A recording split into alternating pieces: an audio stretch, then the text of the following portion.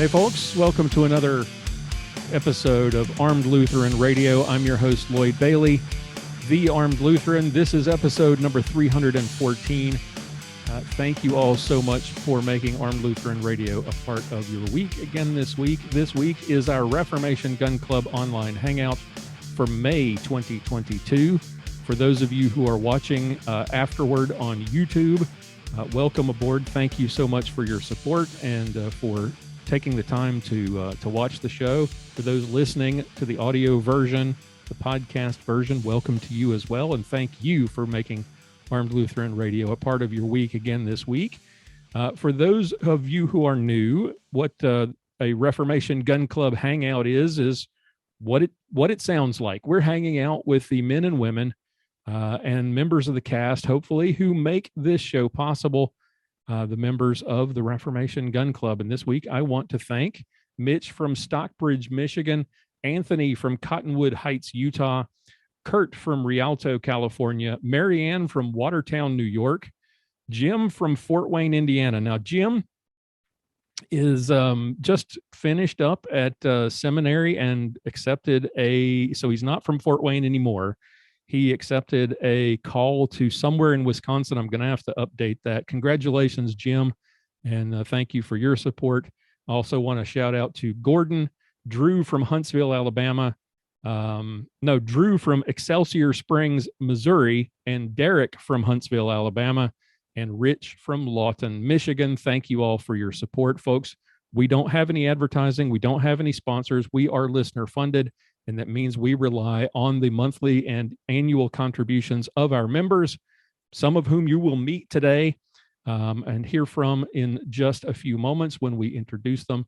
If you would like to find out more, if you'd like to get an invite to one of these hangouts, if you'd like to get access to the hundreds of hours of exclusive content available on our members' website, check it out at armedlutheran.us/gun club. Memberships start as little as $15.17. That's $15.17. It's a little Lutheran inside joke per year.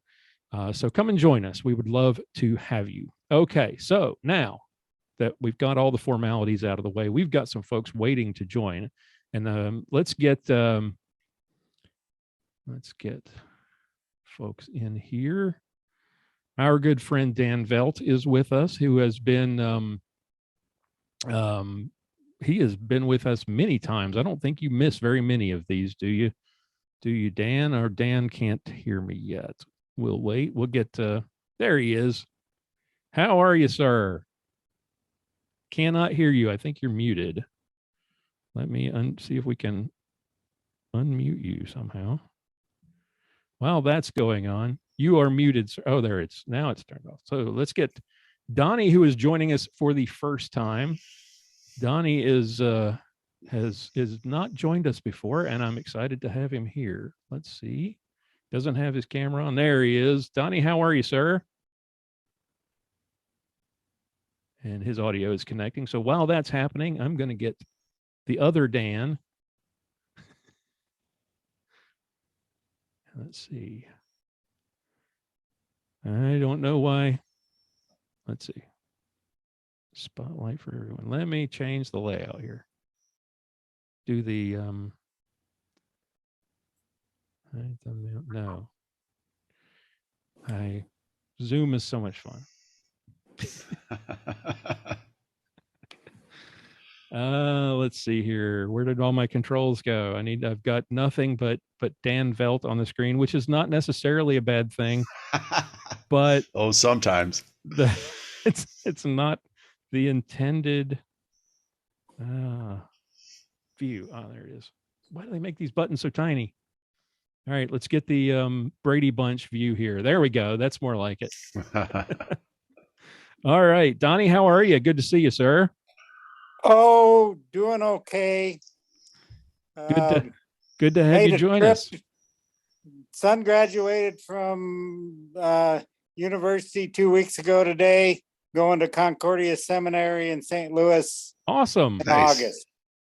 Well, congratulations to him and to you. I know that was an exciting week. So great. How have you been?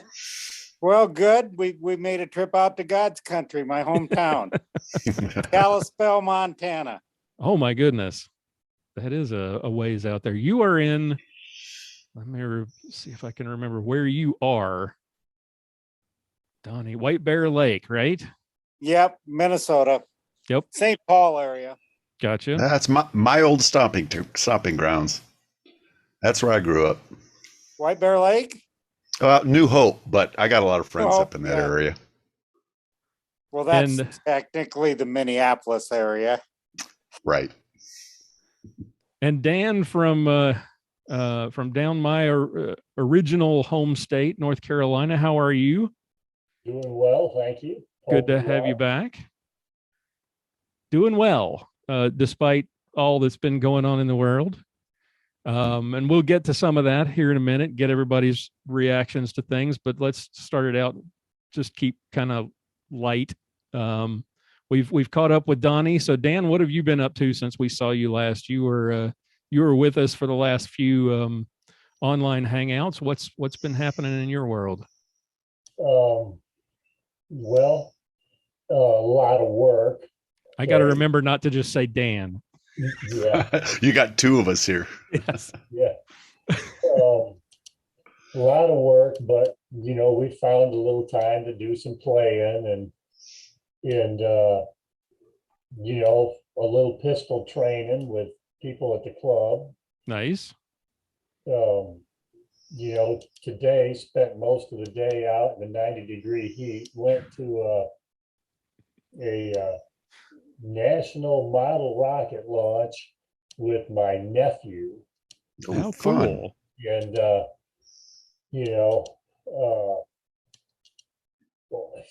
just like everything that adults will get involved in, the sky is the limit, no pun intended. No pun intended. Yeah. Yeah.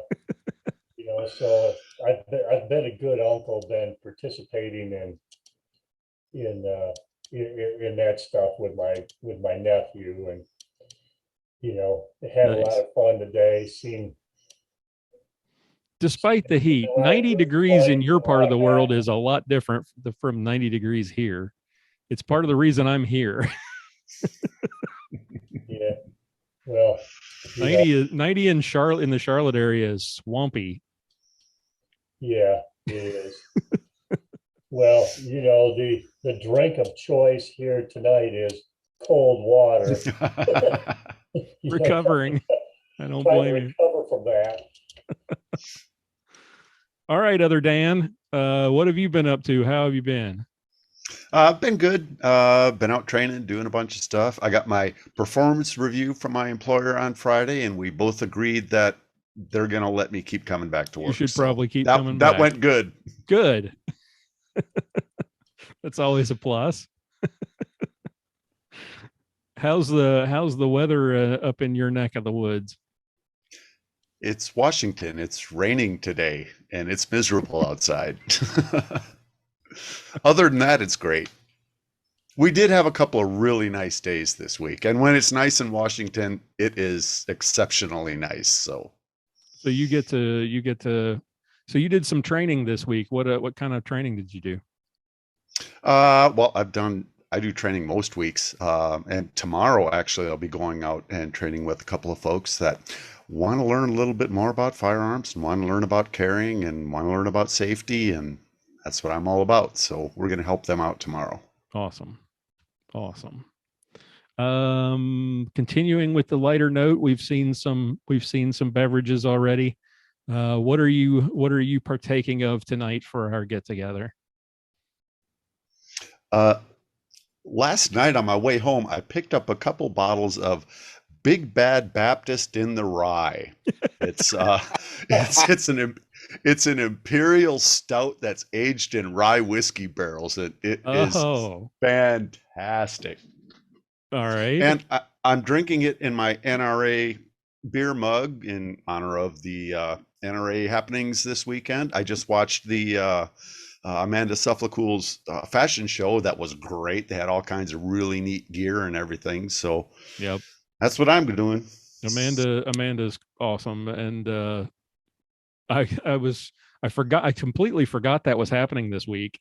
And I kept seeing all these posts in my social media feed, like, we're in Texas. And I was like, what are you doing oh, that's what you're doing in Texas.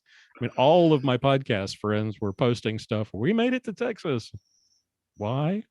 And then I realized, I was like, the state match, the state IDPA match started today. And that's where Sergeant Bill is, or was. He's probably sleeping it off. So I was trying to figure out why everybody was here, and then I saw it on the news. I was like, oh, I completely forgot about that. Oh, well. Well, Amanda and Charlie Cook did a great job emceeing it. There was a lot of really nice gear, and it was a good show. Charlie's a lot of fun. I'm looking forward to seeing all of them at GRPC this year. It's coming back to Dallas. Yeah. Donnie, what you got? What's wetting the whistle for you tonight? Well, about the only thing, and I'm not opposed to anything alcoholic. It's just that some of my medications don't work good with it. So gotcha. Just let's see. I had a 1919 root beer for dinner tonight. Okay. Can't go wrong with root beer.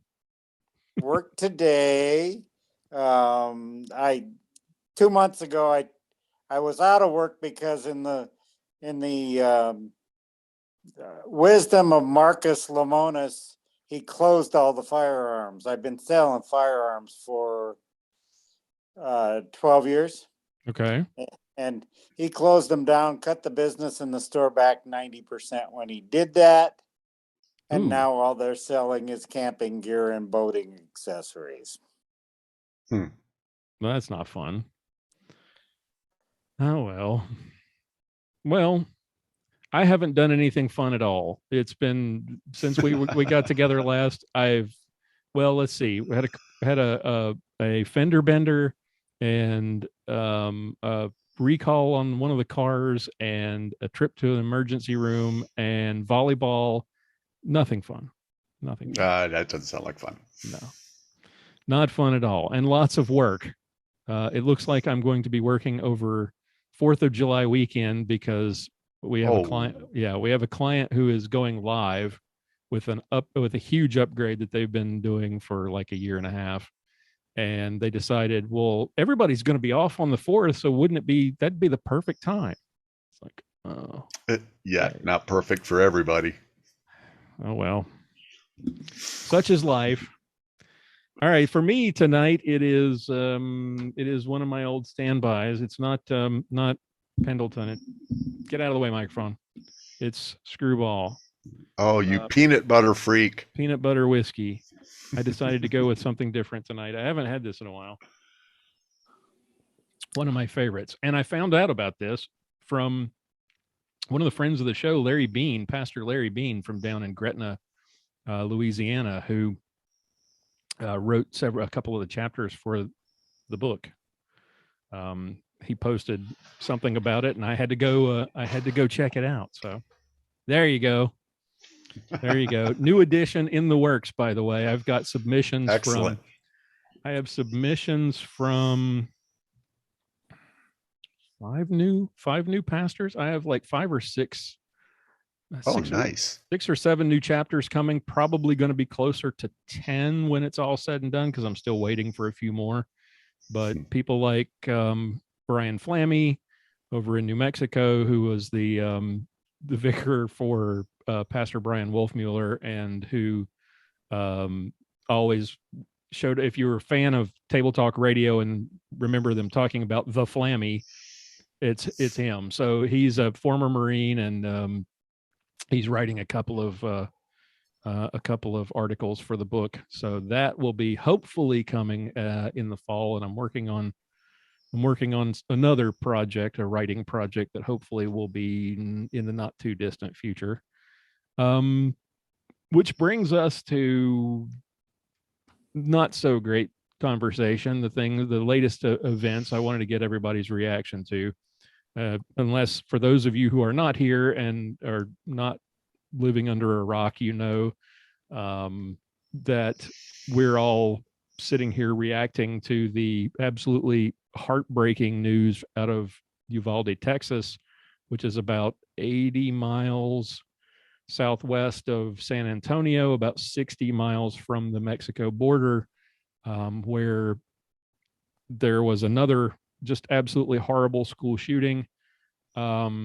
Before we go around the horn and get everybody's reaction, our prayers, of course, go out to everyone affected, all the families and friends of those who perished and who were injured, and the law enforcement and first responders who had to encounter all of that horror. All right, let's go. I'm not sure how you're seeing it. I'm going to go bottom right with our good friend Dan from North Carolina. Dan, your reaction to the news out of Uvalde. Well, being the first reaction was kind of what's going on, because the first couple of days of coverage was, okay, several different things happened, and then they didn't happen. And the police went in, then that wasn't quite true. Okay. Right. The latest is the police delayed going into the school and taking care of the situation. Okay, the regular local police, they waited for a tactical unit. Yeah, yeah, and it took like 40 minutes, I think, is the last I heard. I may be wrong on that. Like you said, the first 72 hours, and John Correa from Active Self-Protection has this rule that he calls the 72-hour rule, which is basically don't comment on anything like this. Wait for the news to get its act together, because you're going to hear about 50 different stories in the first 72 hours, and most of what you're going to hear is going to be wrong. And like you that's said, a good rule. Yeah, and most of the news, like you said, that we heard immediately was completely different, just like Parkland.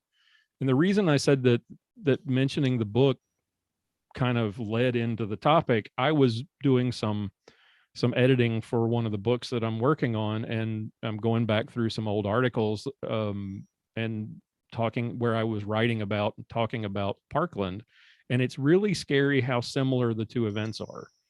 And that first 72 hours was completely nuts. Just everybody wildly speculating about what happened, and then within 72 hours, we knew that probably 90% of what we'd heard was completely wrong. Donnie, what was your reaction? Well, very horrific. I don't like to see that, but I have questions about the security at the school. And then I think that, and especially the shooting in Buffalo, proves that the NICS system is not working. Exactly. And there was a shooting up here in a medical facility a couple years ago. And in Minnesota, you have to have a permit to purchase or carry in order to purchase a tactical weapon or a handgun. And he got that and got immediate approval from NICS. And he had a mental health issue, and they can't hold those against them. And it's like, it has to be a commitment or a court-ordered commitment before it goes on your NICS record. Yeah. Yeah, and it even, there's so many cases of these mass shootings where the people selling the guns took and did everything right, and the people, actually the one in Denver, the theater shooting, Aurora, was bought from a company that I used to work for, who no longer exists anymore. And everything was done right on the part of the salesman. It was NICS that messed up. And people who should be getting guns can't get them, and people who shouldn't are getting them. And when a drunk driver kills somebody, do we call out, let's outlaw cars. Or alcohol, or Yeah. And that's I think that's one area where this does drastically differ from Parkland, in that the Parkland guy had red flags out the wazoo. I mean, visits from law enforcement, mental health issues, known mental health issues, and still nothing was done, and he still was able to buy a rifle. This guy had absolutely no record. The only thing that was, in hindsight, kind of raises red flags is, here's this loner dropout kid who's working at Wendy's who somehow has enough scratch put together to buy 2 Daniel Defense rifles, magazines, and ammunition for his 18th birthday. I wish I had that kind of cash. I can't afford a Daniel Defense rifle. Yeah. How does that? I would love to own a Daniel Defense rifle. Wendy's must pay really well. It's all I can figure. But I guess when $16 an hour around here. when you're 18 and you don't have any, expenses, I guess you can kind of stash that stuff away. But there was nothing there. There's nothing legally that the gun store could do to prevent him from buying. I mean, he's not a prohibited person. But at the same time, at what point do gun stores look at this and say, maybe this isn't a good thing?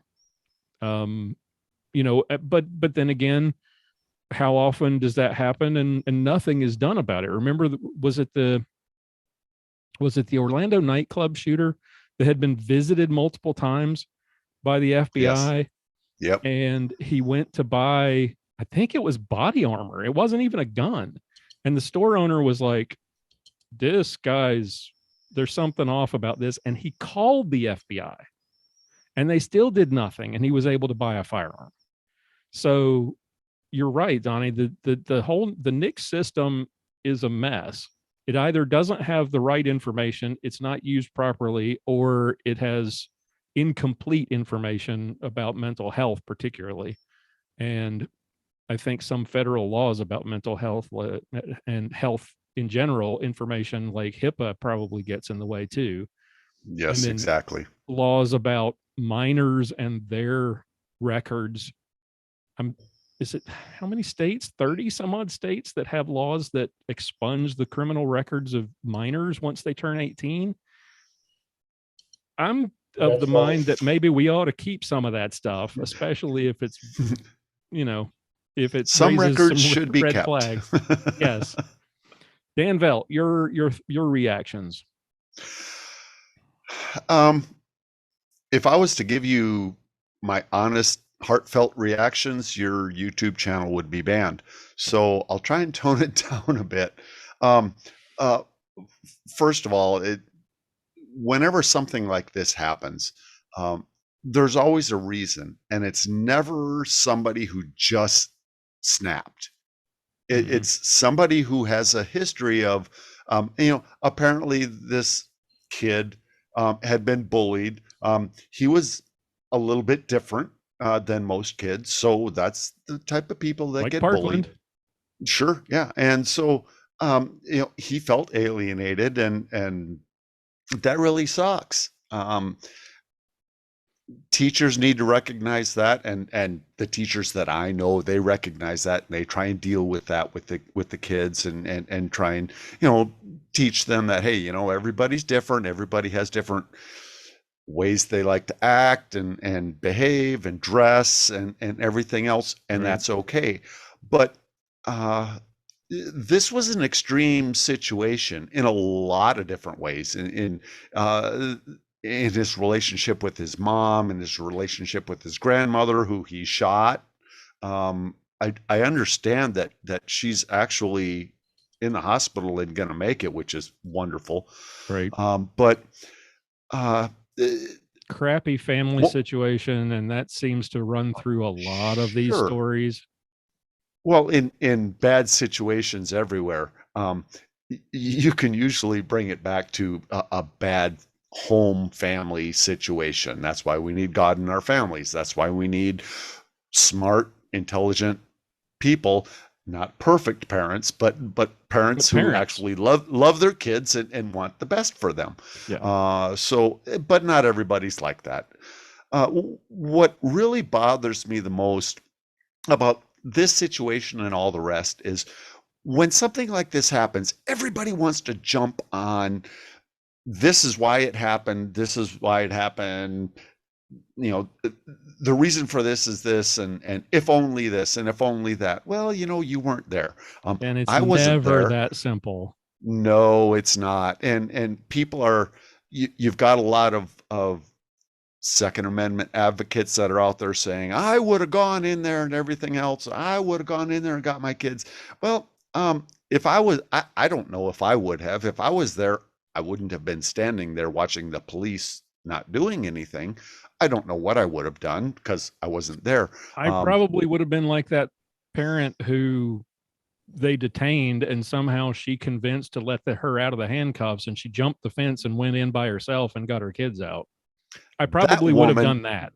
That woman is the demonstration of a true American who loves her children. And this, I've read that article today, and that was awesome. That woman was spot on. She is one of the many examples, I think, talking about the NRA earlier, one of the things, and this goes back to another article that I was going through doing editing this today.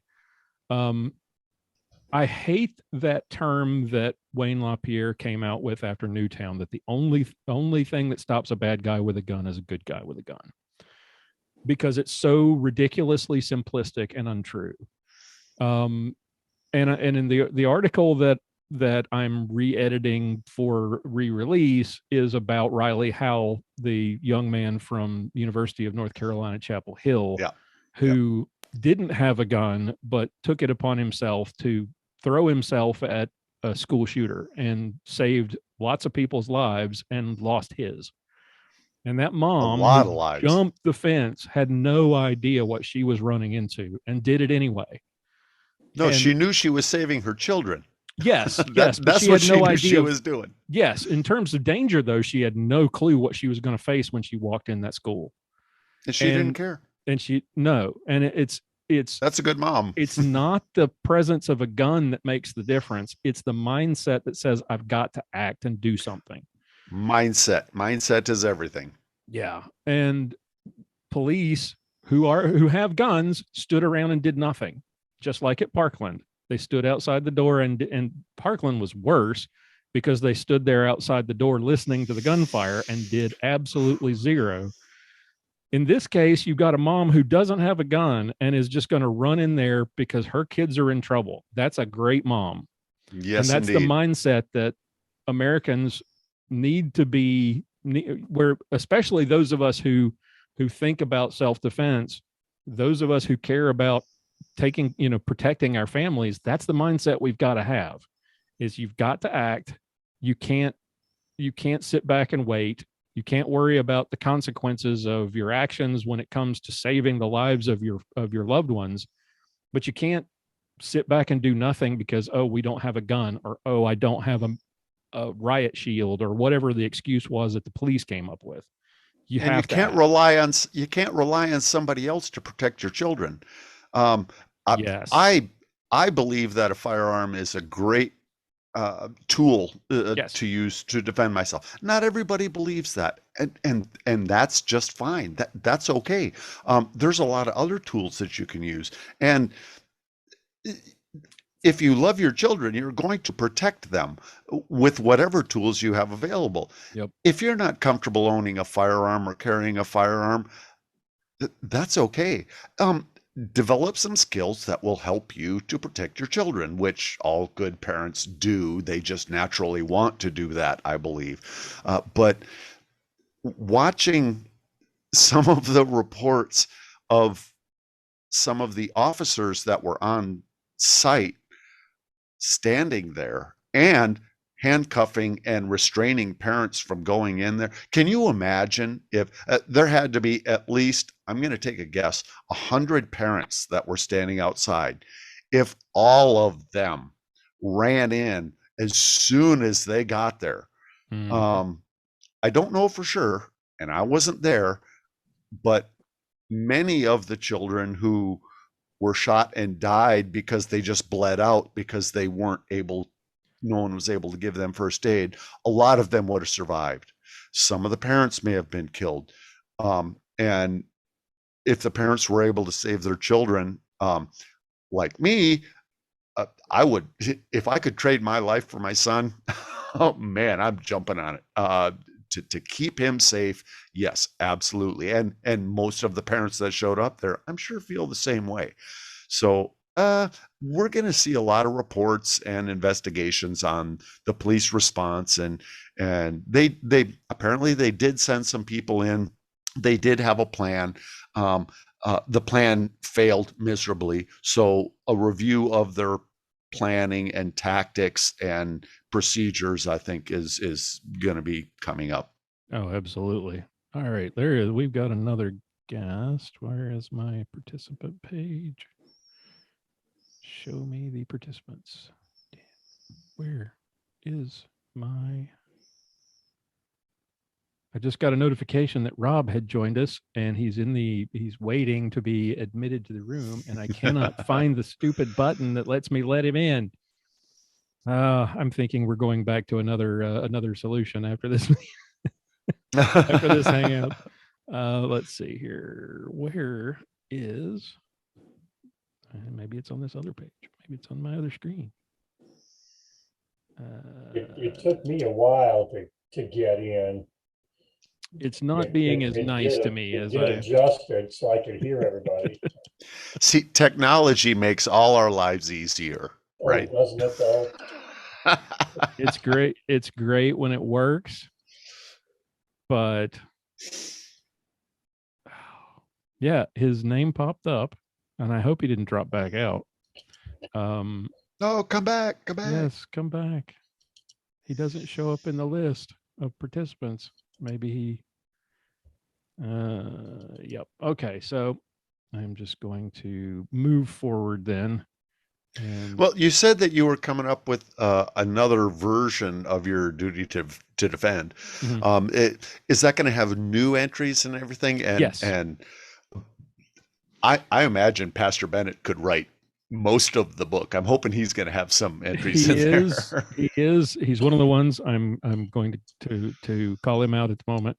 He is one of the ones I'm waiting for submissions for. He has, I think, one chapter assigned to him, so I'm waiting for his submission. Another of our members, Drew Newman, who I gave a shout out to at the beginning of the show, is also going to be writing a chapter. Excellent. And then, of course, I've got a couple of chapters coming from Brian Flammy. Phil Zielinski in Ohio has submitted a chapter, and I'm really excited about that. And my pastor, Clint Stark, has also submitted another chapter for the book. So great. So far, I think I'm up to seven new chapters, and I think by the time it's all done, I think I have 5 or 6 more that I'm waiting for. So it could be 12 new chapters by the time this is finished. So do we need to go protest outside their houses and try and encourage them to turn in? Daniel Freeman, what are you up to? I need you to send in your submissions. Yeah, I figured I gave them a May 1st deadline because I knew Lent was going to be killer for all of them. And so I was like, and then May 1st came around, and I was like, I know I said May 1st, but I know you've been busy. It's really I didn't really mean it. It was really more of a suggestion. It wasn't really a hard deadline. I maybe should not have phrased it that way, because I still don't have everything I was expecting. So I'm June 1, I'm going to hit them all over the head again and say, hey, what are y'all up to? Send me your stuff. So we all know what the politicians are going to do about this, or are going to try to do in response to this. And we'll talk about that in a minute. But what do all of you think can be done to improve the situation that we find ourselves in? How do we make this better? I don't believe that we're ever going to prevent this sort of thing from happening. I don't think it's possible to catch and stop every one of the crazy people who are out there. I think our society has created way too many of them. But I think we can minimize the risks and we can mitigate the harm that those people can do. Let's go around the horn, starting with Dan from North Carolina. Your thoughts on what we can do going forward to make things better? Because after Parkland, we really didn't. I mean, local school boards and local schools, I think, took some steps, but at the federal level and at state levels across the country, I don't think a whole lot was done. Not enough. Certainly not enough. First of all, you're led to believe by the media and other sources that this is something new, or that this is on the rise. There's more of this going on than there ever has before. Okay, I'm going to cut you off because I got the notification that Rob was here, so I'm going to add him to the real quick, and then we'll get you back. Okay. Rob is connecting. So I'm glad he didn't give up on us. There he is. Hey, Rob. And we're waiting for his audio. So everybody wave. There, now his audio is connected and he can hear us. There we go. All right. Welcome to the clubhouse. Welcome to the funny farm. Good to have you back. I'm going to let Dan finish up his thought, and then we'll come back to you, Rob, and get you missed sort of the introductions at the beginning and the what have you been up to segment. So I cut Dan off because I was afraid that I would miss you again and not push the button before it disappeared. So Dan, you were talking about you were sharing your thoughts on what we can do to going forward to hopefully minimize or prevent other actions. The first thought is like, this is not new. Right. I graduated from a high school in Lansing, Michigan, 1975. Love Lansing. And there was a guy, Doug. Now. Oh, he called him out by name. Yeah. Well, Doug is in prison. Oh, okay. So life. It's safe. Okay. Oh. Doug is in prison for life for killing everybody in a Domino's pizza. Oh. And he went to our high school. He was a year younger than I am. Yikes. Yeah. Okay. So this back then did not have social media and 24-hour news and all of these kinds of things. Okay. Yeah. Okay. So the first point is this is not a new situation. It's been going on probably since there's been, human beings. Cain and Abel. Cain and Abel, that's right. Well, and if you go back to 1927, Bath Township, Michigan. Bath, yeah. Oh, yeah. Blew up the school. Yeah. Worst school attack. It wasn't a shooting, it was a bombing. Yeah. In U.S. history. So yeah, it's not a new phenomenon, unfortunately. Unfortunately. Okay. For me, it's the mental health. It's the mental health avenue that needs to be addressed. Okay.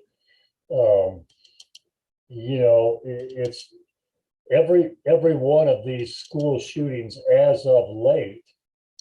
They've all been, mental health issues. They've all been young people that we've already talked about it. They've all had, family issues and,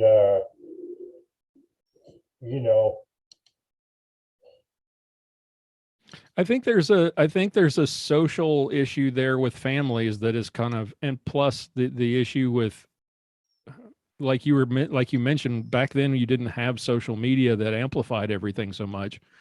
Back then you also didn't have an entertainment industry and media and a culture that sort of celebrates people who get revenge for being mistreated. Kids kind of, they look to entertainment in Hollywood. They look to other killers. They look to Columbine. They look to Parkland. They look to the kid in Charleston. I almost said his name. Wash my mouth out with soap. And I think they look at those people and they sort of look to them for validation or for examples of, well, they went through what I'm going through, and here's how they dealt with it. So maybe that's what I need to do. Nobody knows me. Nobody notices me. Nobody cares about my problems. I'm going to make them care. And while this guy didn't have, well, I think it's fair to say he had mental health issues. He doesn't have anything like a record of mental health issues that we could do anything about. But somewhere along the way, there had to have been a social worker, somebody at the school, a counselor who said, there's something going on with this kid. Maybe we should keep an eye on it. Maybe we should do something here to step in to help because his family life is crap and everything's terrible and he's depressed. I don't know. More resources in that direction would certainly help, I think. Sure. In a lot of these cases, okay, the one that Doug, our friend Doug, I'm most familiar with, his parents were called into the high school numerous times, and nothing that the high school people could do kind of obviously didn't help the situation, right? And up until that point, except for being a serious nuisance around the school, he had not broken any laws. Okay, there was nothing that you could. Well, and back then too, there was sort of that, boys will be boys kind of thing, and I don't think we took mental health quite as seriously as we do today. Don't laugh, Dan. I laugh at that. Boys will be boys. Man. Yeah, boys will be. Yeah, boys. Well, okay. There's so much that we got away with as kids in school that you would be sent home for a week with some of the stuff that we did as kids. I'm gonna take a diversion. I got away with stuff that I never got sent home for. Listen. Okay, if you got caught. Boy Scouts, okay, all of my Boy Scouts, I tell them, I says, man, you can't get away with nothing. Okay, there is an electronic record of you since the time you were conceived, and it will never go away, so y'all just, relax and be good citizens for the rest of your lives. I'm really thankful that there are a lot of things that I did that there are no electronic records of and nobody will ever know about. Yeah, agreed. Hey, Rob, welcome again. We didn't get to do the thank you and welcome at the beginning, and I'm glad you did join us. So let's get caught up with you. What have you been up to? We'll do a quick diversion from the serious stuff. What have you been up to since we were together last? You were with us for the last couple of hangouts. What have you been up to? Well, I survived my first year teaching. Oh my goodness. Yay. Awesome. Yay. You have a unique perspective on what we're talking about today. So how's the mental health at your school? What's interesting is, we've got the demerit system at our high school. And I can honestly say I haven't used a single demerit on a kid this entire year. All I do is treat them like 3-year-olds and stand them in the corner. Hey, that works. That's what we need to get back to. in front of all their peers. You know, I make them stand up, get their stuff, move chairs, go sit right there in front of me. Let's go stand in the corner if I'm really annoyed with them. And it's, I don't know, I guess it's an old callback to the old dunce cap thing, but it's great. It works. You know, it gets them quiet. Everybody else around them pays more attention. Right. I don't want to be over there too. There was a time I was almost about ready to shift to a room that had like an octagonal room because I was running out of corners. Luckily, it didn't get quite that bad. Fantastic. That's something we've lost in our culture, I think, is that sense of kind of the idea of shame, that you should be ashamed of certain things, certain behaviors, right? Instead, we're sort of celebrating and shouting them out. And bringing back some of that sort of that public shaming is not necessarily a bad thing. The only thing that complicates it is that you've got to have some clout going into the equation. Indeed. Like if I was a 24 or 25-year-old fresh out of college, new grad coming in and trying to teach these kids, I'm not sure if it would work because there wouldn't be that. Like I've got the implied old man strength thing going on, and you know I come in as like everybody knows that okay, this is the XC captain. We better not mess with him, right? And you know, by the sailor man.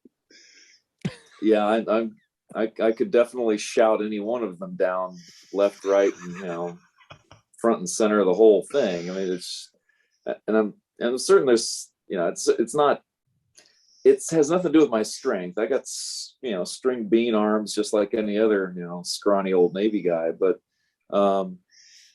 there's, I don't know. I'm sure somebody was being complimentary would call it command presence, but I give off that air of not taking any crap. So it works for me.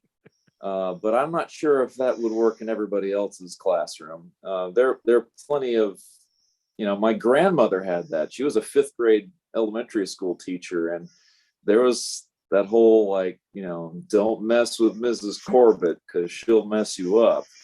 She's in charge, right? Right. So you know, it has nothing to do with, you know, ex-military or anything. It's just that air of not being, you know, in a position to take any crap from anybody. And there's more than one way to establish that. But I'm not that's sure. important for a teacher. Right. Yeah, especially today. So what are you drinking tonight? We've gone around the room, and then we have water and root beer and Kilchoman. Ooh. Kilchoman? Kilchoman? It's a peated Scotch whiskey. Ooh. I have a bottle right over there. It is beautiful. It is. I haven't cracked this open in a while, but I knew you guys would ask, so I had to have something special. Taking notes. Don't know how to spell it. I'll mispronounce it when I go to the store, and they'll probably. Okay, after the second one, no one cares. No one will care. That's right. They'll point me in the right direction at some point. Hey, Donnie, let's get to you and your thoughts on what we can do. What we can do going forward.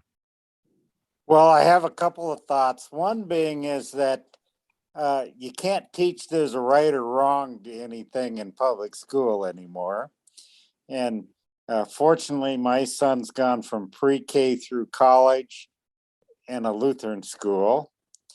And I'll drink to that. Excellent. Yeah. And I may be the old man here because it was, I won't mention the year, but I'm going back in August for my 50th class reunion from Flathead High School. But that's.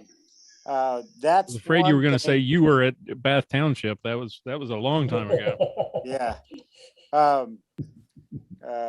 But I think one of the other things is some of these kids are so into these violent video games, they have no sense of shooting somebody and they don't get another life, I think there's something to be said about that. And I think, quite frankly, I think firearms safety should be required in every classroom in the United States. I'm Because, good with that. Yep. yeah, because, there's people, I grew up in the city I grew up in was about 10,000 people when I grew up. I went to the largest high school in the state of Montana, graduated with 825 of my closest friends. But heck, there was guys who brought guns to school, left them in their car and went duck hunting or deer hunting Same here. afterward. Yeah. Yeah. And of course, there's an old story about the guy who brought a gun to school. The difference between back then and today, where how it's a crime to even have one in your trunk at school. Mm-hmm. Yeah, but Thank you, Joe Biden. yeah, and I think that there's just there needs to be a right and wrong. There's a right and wrong. There's a reality and make believe, and there's a big difference there, and that is not pushed anymore. Whatever you believe is right. Your truth. And, yeah, no Your truth. truth. And quite frankly, everybody I think knows that I live about 3 hours from Pastor Bennett, and my son shared a beer at his house, and I've sold Pastor Bennett a gun. That is, the Christmas special when he was looking for the used shotgun. Yep. He told me about that. Yeah, and I sold him that, and we went down there 7 months ago. Got to hear him preach, and he shared some of his brats with us. See, that's something. I've got you and Dan have breakfast had with that. him. Yeah, you guys have had that pleasure. I still have not met him face to face, so that's a sad thing. I am dying to go to one of his services. I've had breakfast with him a couple of times, and I would love to see one. I watch them every Sunday, but I've never been there in person. I want to be there in person to see one of his services. I went up to Iowa 2017 or 2018 for an IDPA match, and it was like maybe another 5 hours north. And I was thinking that maybe after the match I would just roll into Blue Earth, find a hotel, get up the next morning and surprise him at church, and just take in the service and then hang out with him and drive home. I couldn't do it. It was just that drive was horrendous, and I couldn't imagine driving all the way back the next day, that after church, all the way back to Texas so I could be at work the next morning. So that plan. Well, the neighborhood he lives in is absolutely beautiful. So if you ever get a chance to go up there during the summer, I highly recommend it. Yeah. It's an old country church out in the country. It sits kind of on as much of a hilltop as that part of Minnesota has. I've driven by it. It's a beautiful church. Yeah, you can see it from about 5 miles away, really, sitting out there. And they used to have a school, and he lives right next to the church in an old parsonage, and it's a lot of fun. That's where he records every time we do a show. I remember days when I would be texting him. I'd be like, "Okay, are you ready to record?" And he's like, "I got to head over to the parsonage. I'll be over there in a minute," because he had no internet or it couldn't get quiet at home. So he would go over to from the parsonage over to the church somewhere in the basement and would record the show with me. So, Rob, you have as I said, a kind of a unique perspective on this question about how we make things better going forward. What are your thoughts? Oh, that's a tough one. It was interesting because my dad and my mom were both in the school system down in Florida when I was growing up. My dad started off substitute teaching and ended up as like an assistant principal at a high school, a public high school in Florida. And my mom was on like the little kid child care side. They had a program called SAISIS, where the teenage moms would have the daycare services at the public high school so that the teenage moms could finish their degrees and stuff, Right. their high school diploma. Cool. And unfortunately, it was a pretty busy program. But my mom, God bless her, loves taking care of babies. So that was her bread and butter right there. Point was, I was talking with them this week, and my mom would always chat with some of the maintenance folks and the people that were there taking out the trash and facilities maintenance type guys. Right. Apparently every one of those guys, at least after Columbine, were all like, you know what, I don't care whether it's legal or not, I have a concealed carry permit, I'm going to be protecting these kids. Yes, sir. Absolutely. Wow. And God bless awesome. them. God bless them. Hoorah. That's You awesome. know, those are some of the salt of the earth type people that would be, I know at least in Florida that they'd be paraded around as heroes for, breaking the law and being, Johnny on the spot to stop something like this. Well, And, all it would take or- is one of them stopping something like a Parkland, Yeah. and all would be forgiven, I would think, except for the mainstream media would be, that would be the freak out for a week afterwards. But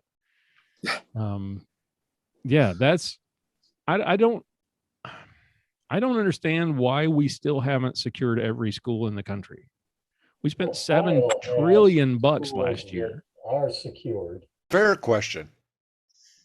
30%, only 30% of Texas schools have armed staff. Yeah. How is that even possible? I just don't. Well, and I Uvalde hate to was not one of them.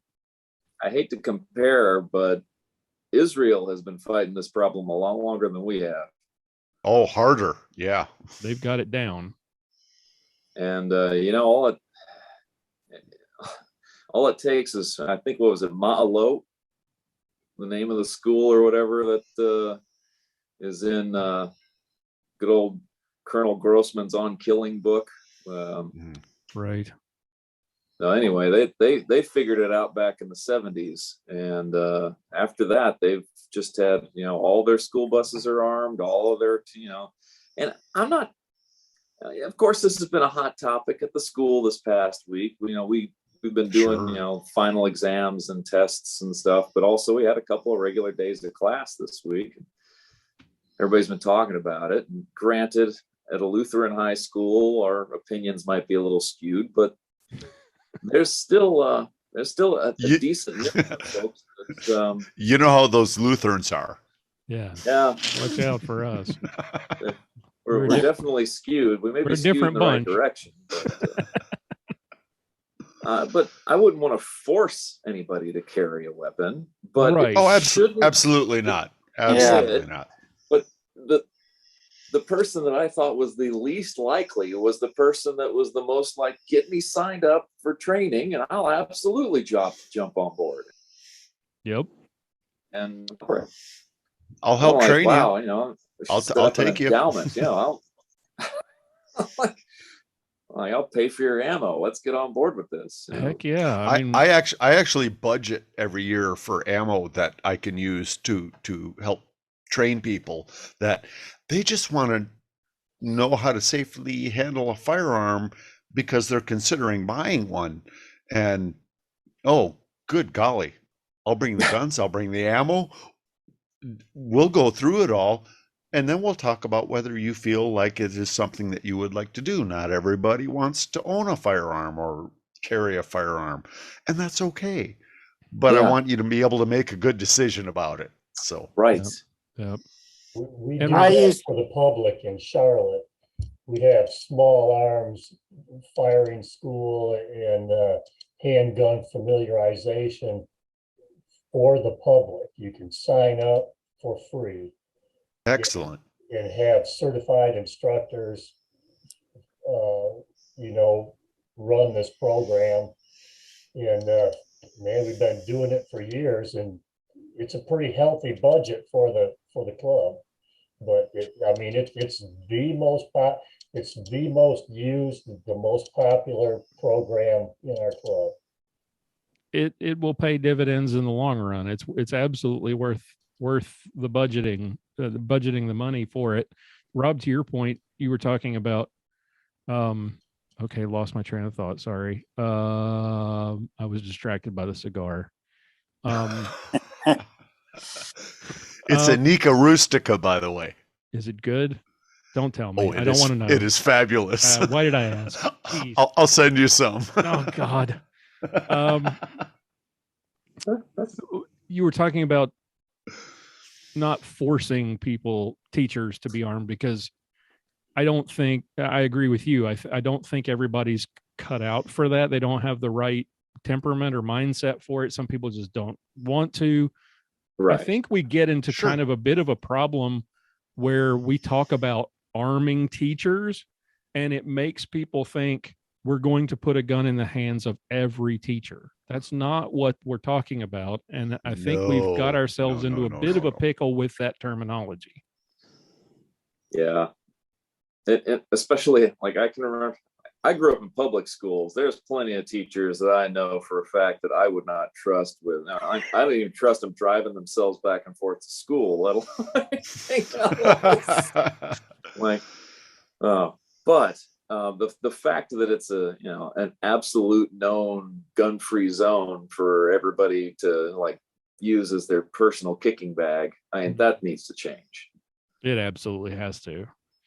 And the schools that post the signs, and thank God our school system is one of them, that post the signs prominently outside every school. The staff here is armed, and you will be met with potentially lethal force if you come in here and try something. And the thing about that is that sign has more effect than this is a gun-free zone. Yeah, absolutely. I mean, just look at one of you brought up the example of the Buffalo shooter recently. The guy came to Buffalo specific in his manifesto. Why they all have a manifesto, I don't get it. But in his manifesto, he talks about, as he's planning out and thinking through this attack, he talks about specifically avoiding places where concealed carry is common. And that's why he chose Buffalo. So just knowing that a place has the potential to meet you with lethal force if you try something is enough of a deterrent, even if the lethal force isn't even there. Like you said, the sign by itself is enough of a message to people. Aurora was another one. That guy passed up 7 different theaters specifically to choose the one that he went to where they had posted against concealed carry. So knowing that people could potentially fight back is an obvious deterrent, and it doesn't take any special training or any effort to base it to like you said, Rob, get rid of this gun-free zone idea so that these crazy people don't have any idea what they might run into if they try something at a school, at a theater, or wherever.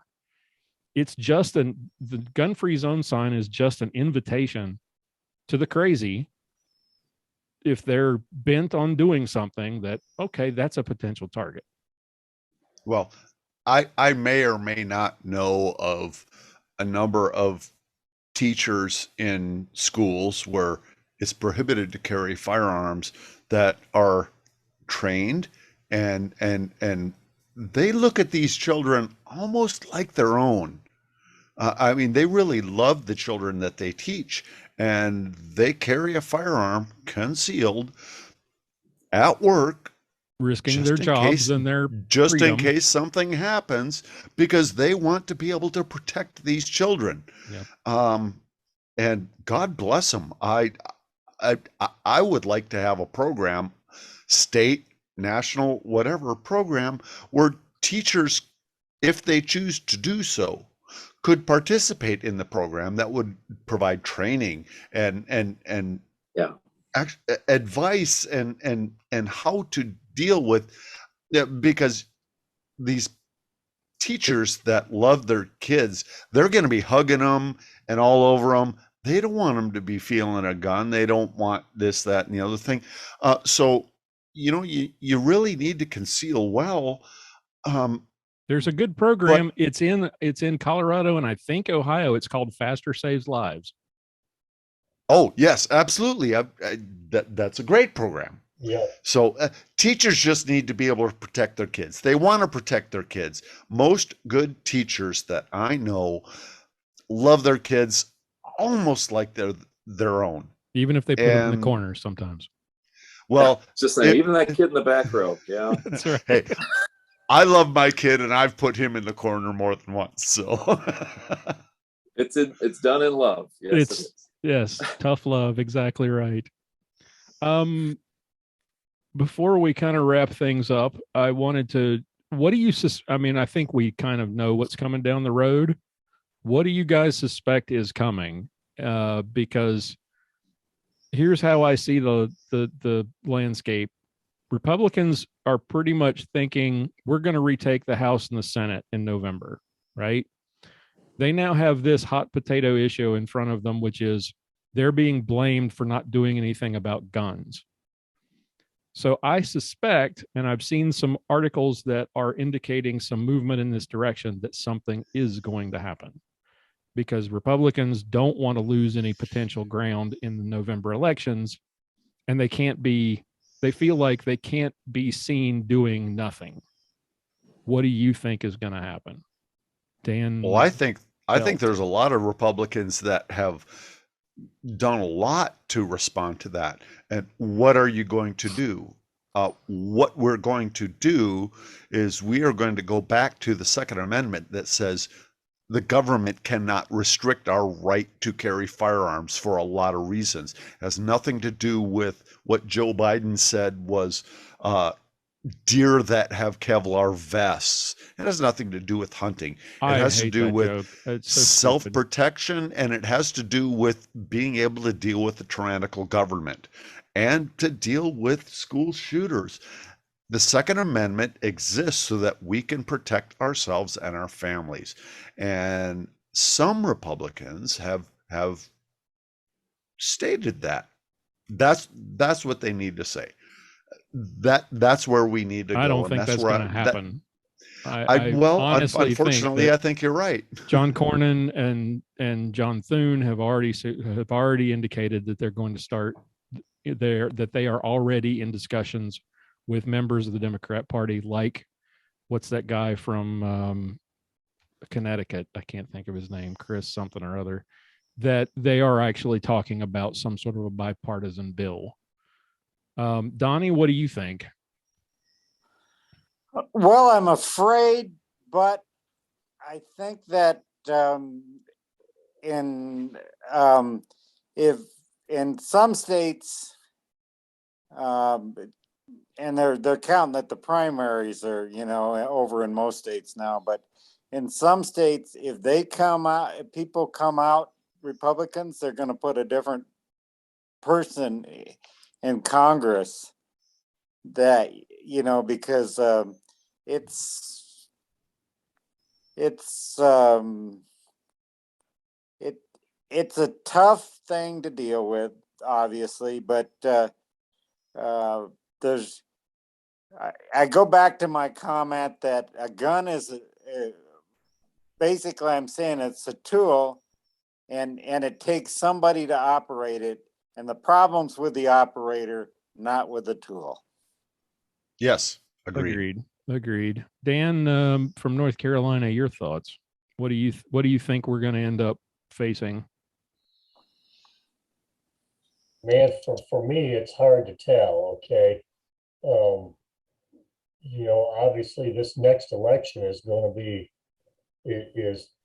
going to be historic. Okay, could be. Yeah, you're right. We've, it's God willing, it was my old home state.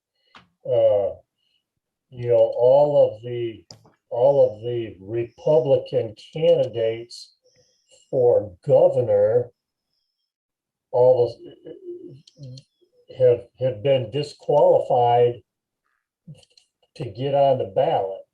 Okay, there's a certain number of signatures, like you have to have 15,000 signatures to get your name on the ballot.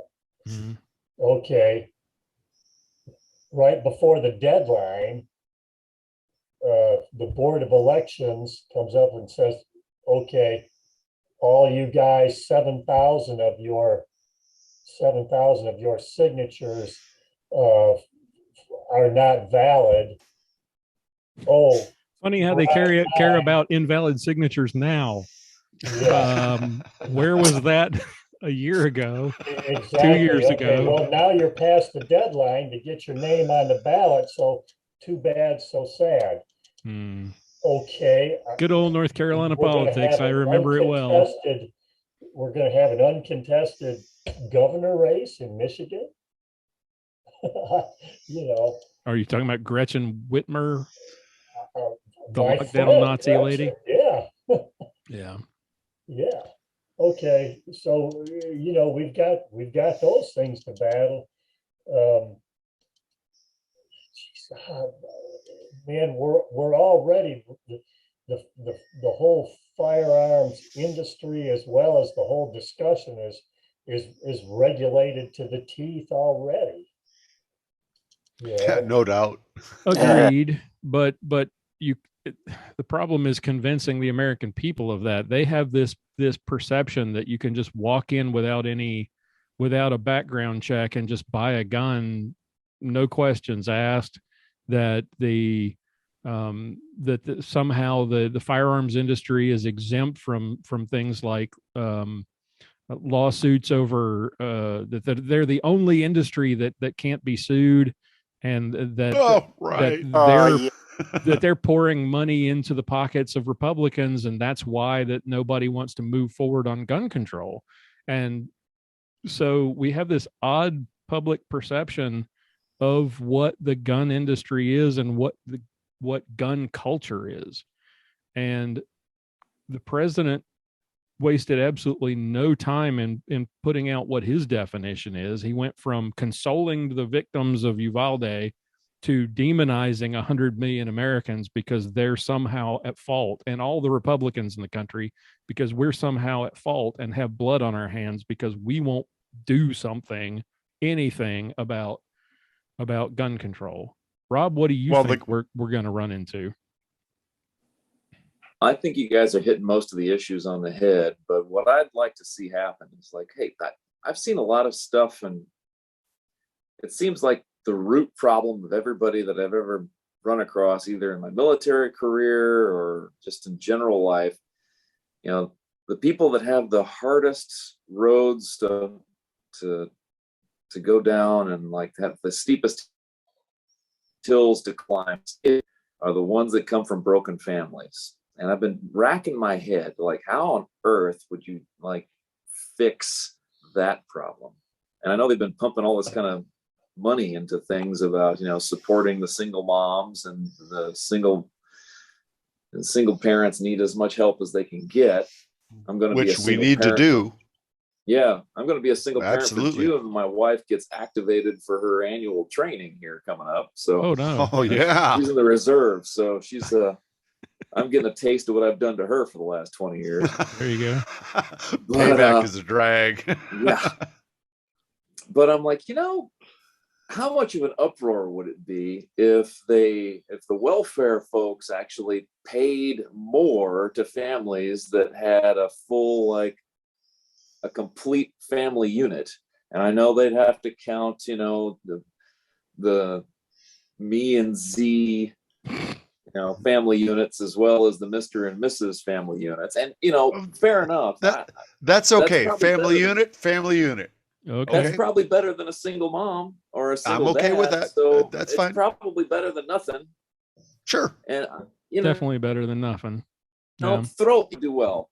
They're good at throwing money at problems. So let's throw some money at the problem. And if every freaking kid, 80% of the kids that end up growing up to be rapists come from single, fatherless homes, well, let's throw money at the problem. Hey, if you can figure out how to stay together and be a functional family unit, we'll pay you more for it. I don't know. That probably wouldn't work, but it's a thought in progress. Yeah, and it gets to part of the problem, or the biggest problem with the gun control argument, is this idea that doing something is going to fix the problem. Oh, I hate that. Whenever a politician says we got to do something, yeah. That guy from Connecticut was begging on the floor of the Senate the other day about begging Republicans, join us, let's do something, anything. Well, doing jumping jacks is anything. Is that going to help? I mean, what? Let's do something that'll help. How about we think through these plans for once, instead of just, knee jerk. I mean, everybody hates the Patriot Act, but that's a perfect example of how, okay, we had something terrible happen and we had to do something about it. So we did something, and something sucked. And every time we do something, it's terrible. We don't sit down and actually plan these things out. And we don't actually think about, to your point, we have this problem that we see with these kids who are willing to take a gun into a school and kill small children. That's not a simple issue. There's a lot of crap going on that simply passing a gun law is not going to fix. This is why politicians won't tackle that issue, because it's not going to get them elected, because it's not something that's going to be fixed in an election cycle, right? It's going to take a generation to fix the problems that we've created in this country with families. And nobody in politics has time for that. They want to get reelected. And so they're going to do something, because they can go back to their constituents and say, I did something. It doesn't matter that something didn't help. They did something, and they're going to get credit for it, and they're going to pat themselves on the back for it, and they're going to get votes, and they're going to get contributions from special interest groups. And so, and that's human nature. I don't want to do something. I want to do something that will help my son and his generation. Yep. That's my goal. Yep. And I think the best meme I've seen this week is your efforts to feel safe don't trump my ability to actually defend my family. To actually be safe. Yeah. Yes, sir. Absolutely. Yeah. I think it's going to come, unfortunately, as it always does, it's going to come down to politics. Democrats are absolutely panicked because they have a horrible economy and a completely worthless president. They have absolutely nobody in the wings that can fix it, because Kamala Harris is absolutely a horrible person and everybody hates her. Agreed. She couldn't even win her own state in the primaries. She's just a garbage choice for vice president, to be honest. But they're already thinking, and have been for a while, that she is not the successor, right? That this is it. We got to run with Biden because we got nothing else. Oh, it'd be fun to see her run, though. It would be fun, but the Democrats know that that's terrible. Even they realize it's terrible. So they know that they're going to get even all the left-wing media knows a shellacking is coming in November. But now there's a shooting. And that shooting is something that we can capitalize on. I would say I'm speaking as if I were one of the Democrats. They can capitalize on this issue and gin up emotion about this issue and point to those nasty Republicans who won't do anything to protect your kids. So that then puts pressure on Republicans who know that they have a chance to make huge gains in November, probably take back the Senate, definitely take back the House. And if they don't go along and they are seen to be defending or not doing something to stop what happened in Uvalde, they fear that they might not make those gains in November. So they're going to do something. The only thing that gives Right. me hope is the fact that the Republicans jumped on board and pulled out their Parkland legislation that had been, put off. Yes. And Yeah. I mean, they had that, and good on them for planning, but it's unfortunate to plan for these kind of things. But hey, that's reality. They whipped that thing out, and I've seen some decent sound bites coming from it about them blaming the Democrats for not actually wanting to solve any problems and just wanting to play the politics side of it. Right. We'll see how far that goes. Yeah, I'm not sure the media will allow it to go very far, but you're right. That was a fantastic, not that far. That was nice to see that they were like, okay, you want to do something? Here's something that we proposed the last time and you wouldn't bring to the floor. How about now? And because Republicans wouldn't vote for the new, domestic terrorism legislation that is focused solely on white supremacy, because Republicans wouldn't support that, Democrats took their ball and went home and said, no, we're not going to vote on your school security issue or bill. So yeah, that's one way Republicans can fight back. But I'm worried that from what I've heard from McConnell and Thune and Manchin, talking about, you remember he of the Sandy Hook fame, who he was it Thune that he worked with before? Was it Manchin or Toomey from Pennsylvania? The Manchin Toomey bill for the universal background checks. I have a feeling that's going to go to the floor of the Senate. That's probably going to get voted on, and it's probably going to pass. We're probably going to see a red flag bill at the very least that comes to the floor of the Senate and probably gets voted on and passed, because I think Republicans generally are too squeamish to do the right thing. I think you're absolutely right. And what I think the problem is people want to focus on guns being bad or good. And the thing is, if you're friends with me on Facebook, you see that I post things regularly that I try to normalize gun ownership. Guns are just tools. I mean, I'm a machinist. I work with tools all the time. I work with tools that are a lot more dangerous than guns. And guns should be viewed as normal tools that people use. Some people will choose to have guns in their house. Some people will choose not to have guns in their house, and that's cool. That's fine. If you're going to have this tool in your house, well, then you need to learn how to use it, just like you need to learn how to use a circular saw or any other tool that you have.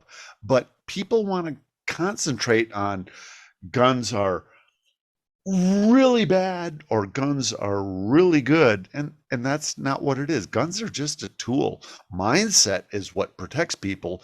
Guns are just a tool that people can use to do it. And normalizing gun ownership and making it something that's not an epic ideal, I think is the key, because guns aren't wicked or scary or weird.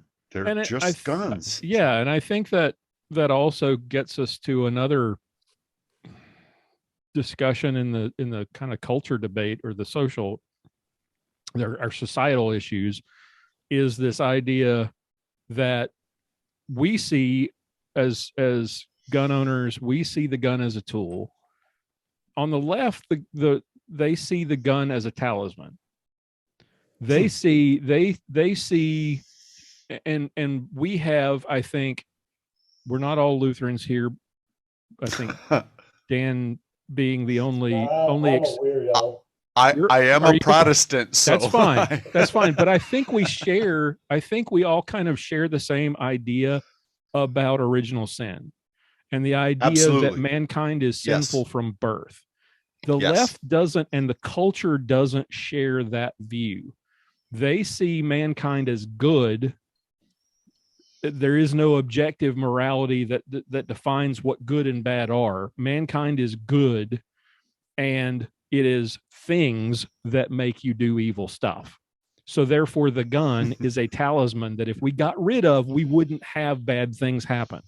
That's the way they tend to view it. We see it as just a tool. It is a first article gift from God that we can choose through, thanks to our the freedom that the freedom of the Christian, as Luther talks about, our choices, the ability to make choices that God has given us. We can choose to use it for good, or we can choose to use it for evil. And the left doesn't see it that same way. Would you agree? I would agree. Spot on. Absolutely. And I think that's the hill that we're running up against. And in the culture war, we have a defined objective morality based on our religious viewpoints. The culture doesn't have that religious viewpoint, and therefore everything is naturalist and humanist, and everything is based on a different personal, like we talked about, your truth. There is your morality. There is a morality based on what society deems to be good or bad about everything from what you eat, what you wear, where you work, the companies you invest in, what you drive, what you own to protect your family, who you put your bodily parts up against. That was I should not have gone there. That was awkward. I refuse to expand on that. Yes, let's not go any further.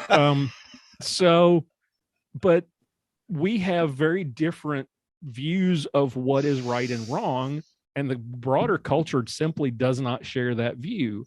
And so because they don't have that same view, the gun is bad. The gun itself is evil, where we just see it as something that you can, like anything else, a knife, a baseball bat, whatever. I'm not going to get myself whatever into tool you decide. further trouble. It's not the thing that is bad. It is the person. And unfortunately, the gun debate, because it becomes so emotional, we fixate on the gun and not on the people who actually commit the acts. And that's why our politics sucks. Right. Especially on this issue. I don't know where we go from here. I knew we would go over. I knew it would probably be more than an hour tonight.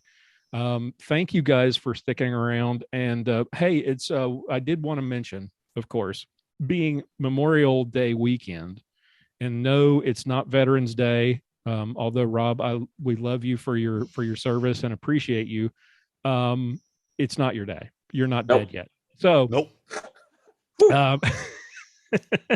Dan, hey, let's go around. Do you guys have any shout outs, any family members, any friends that you would like to sort of remember, just to give a bit of a, share a memory about that we should be thinking about on this Memorial Day weekend?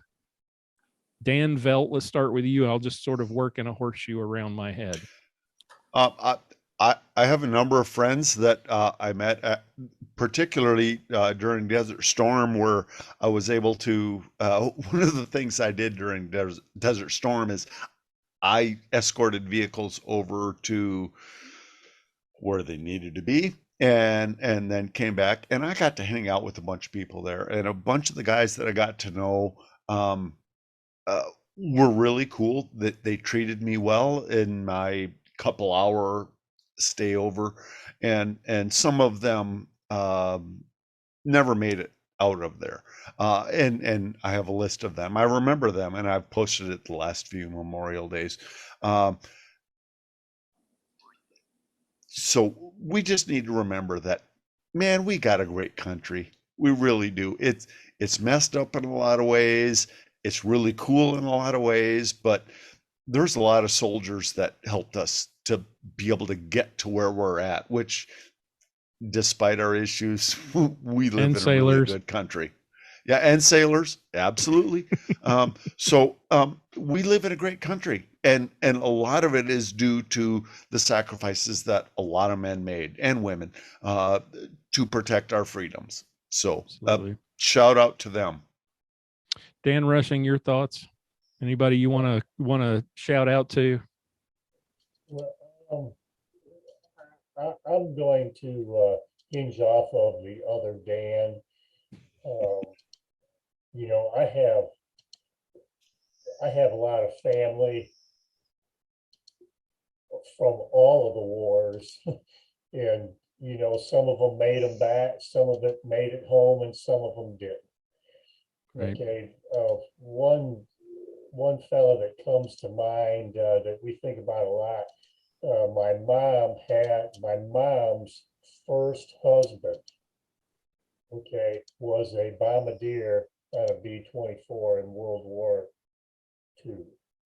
Ooh, Okay. that was a dangerous job. Yeah. The story is they jumped out of one over North Africa and walked out. They jumped out of one over Germany and walked out. The man was killed in a train wreck in Illinois coming home. Okay, it was sabotage. It was sabotage. You know, somebody sabotaged the train. It was a troop train, and he didn't make it home. Okay, and Oh golly. yeah, I have a lot of his stuff. Okay, my father come along. My father went in the Navy when he was 15 and a half years old, got out of the Navy, then went into the Army Air Corps, then met my mother. Okay.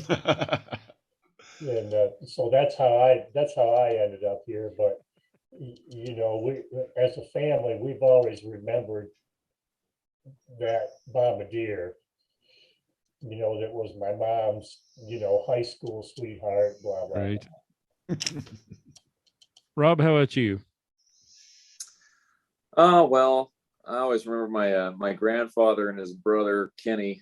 My grandfather George was on submarines in World War II, and his brother Kenny went in the Army and was under General Patton for the Battle of the Bulge. And those two would always go back and forth about who had the highest, you know, missing in action, killed in action. And it was always, and of course the submarines won hands down. Of course. But but it was always entertaining. That's a those tough two. competition. Yeah. But this year I'm thinking more about a classmate of mine from the Naval Academy class of 2000, Jennifer Harris. She was a Marine Corps pilot and got shot down in Iraq.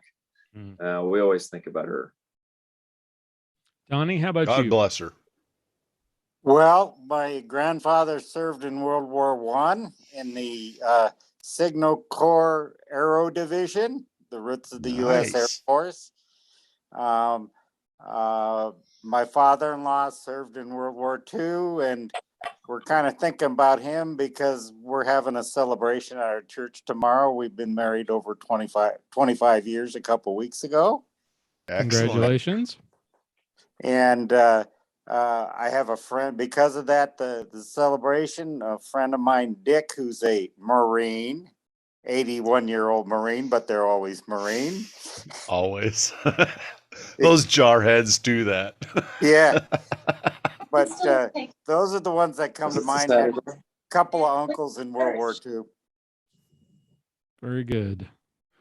I guess for me, it's... I'll be up there shortly. All right, we're interrupting Rob's night. We need to wrap this up. I struggled really badly to get. But are you on live? Yeah, this is live. Your voice is on live. Say hi to the gang. Hi, hello. Hello. Nice to hear you. Oh, what a beautiful cat. Say hi, Clara. Hello. Hi, Clara. It's great to have you here. Are you talking about guns and stuff? And stuff, Yep. yeah. We're talking about family and stuff. Yeah. Oh, so boring. Yeah, that's more boring. Much more boring stuff at the moment. Don't fall. I guess for me, I mean, I've got my dad is a genealogist. He kept track of did family history. I've got 12 or 15 volumes of family history that he's written behind me, and he's tracked every family member that ever served and died, and everything from the French and Indian Wars all the way forward to Custer's Last Stand, to World War I, World War II, Vietnam, Desert Storm, Iraq and Afghanistan. But I'm thinking of my my stepfather, Miles Brooks, served in Vietnam as an Air Force. He was in the Air Force. He served as a mechanic. He worked on airplane engines. He came back from the tough war. duty. He came back from the war and spent the rest of his life dealing with the after effects of Agent Orange and having an aircraft engine dropped on his legs. And so he was not killed in service, but he carried the effects of his service throughout the rest of his life, and we laid him to rest a few years ago. So he's on my mind this weekend. Thank you all so much for taking the time to get together. It's always great to hang out with you guys, and I love that we're I can't believe we didn't do more of this previously. That's my fault. It's been so much fun the last few months, really getting to spend some time with you guys, and more than just seeing, hey, Dan or Rob paid his invoice this month and renewed his membership. The opportunity to get to know you guys a little bit face to face, so to speak, and just to spend time with you guys and hear your stories and your perspectives is great. And I really appreciate you taking the time to spend away from your family and your cat. So and to share your drink recipes and suggestions and to tempt me with your cigars and to tell your stories. I really love hearing it, and I really appreciate you taking the time. And I hope you have an awesome weekend, a safe weekend with your families. And I look forward to next month. We're going to do the first, let's see, it's June. No, not until July. June hangout, the July hangout, we're going to do another giveaway. And then, and so yeah, I'll have my daughter in here pulling numbered brass out of the box to give away some more gifts. So excellent. But we'll do one more of these with sans prizes, and then July we'll have some fun with that.